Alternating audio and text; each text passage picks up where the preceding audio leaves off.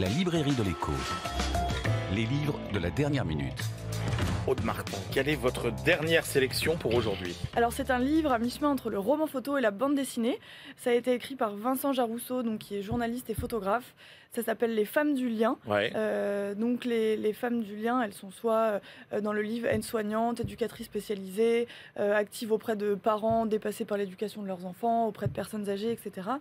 Et donc Vincent Jarousseau, il suit le parcours de 8 de ces femmes, soit dans l'Avesnois, donc dans le Nord, soit en Seine-Saint-Denis, en région parisienne. Et donc il y a 8 portraits et il documente le quotidien de ces femmes à chaque fois pour rendre leur travail plus visible. Donc c'est un livre assez touchant, révoltant aussi parce qu'il montre les conditions de travail, les cadences infernales, les bas salaires, etc. Sur la forme, c'est très bien fait. Il y a une alternance de très beaux portraits pleine page, de planches de bande dessinée, de romans photos, etc. C'est magnifique. Parfait. Jean-Marc Daniel. Alors moi, je salue plutôt qu'un livre, une œuvre, c'est celle de Paul Venn qui nous a quittés cette semaine. Donc Paul Venn, c'est le grand historien de l'Antiquité. Vous m'accusez souvent de vivre dans les années 70. Mais en fait, vous précisez jamais que c'est les années 70 avant Jésus-Christ. Et donc, pour ceux qui veulent connaître cette époque... alors, recommandez-nous un livre, moi. Alors, l'Empire gréco-romain, qui est son livre de référence, qui est là, alors là aussi une collection d'articles, mais assumée pour décrire l'évolution de ce monde antique entre...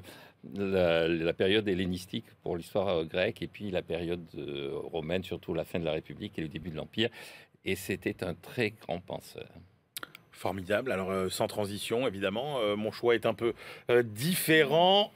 Ça s'appelle La grande aventure du Bitcoin et de la blockchain. C'est Olivier Bossard, qui est professeur à HEC, qui a écrit les textes. Et vous vous rappelez qu'on avait adoré ce qu'il avait écrit en 2019, ça s'appelait La finance selon Largo Winch et c'était incroyablement bien fait. Eh bien, on retrouve un petit peu ce talent dans ce sujet sur le Bitcoin et la blockchain. Et Dieu sait si on en a besoin parce que c'est très technique.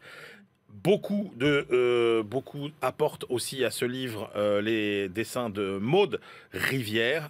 C'est aux éditions Octopus et franchement c'est clair, ça répond à toutes les questions qu'on se pose sur le sujet. À quoi ça sert le Bitcoin et la blockchain, comment ça fonctionne, comment se fait une transaction, comment se fait le minage, qu'est-ce qu'on a comme application possible, les crypto-monnaies évidemment, mais pas que. Bref, c'est un véritable tour de force d'avoir réussi à être aussi pédagogique et agréable à lire sur un sujet aussi complexe. Voilà, c'est la fin de cette librairie de l'écho. On se retrouve la semaine prochaine et d'ici là, bien sûr, bonne lecture.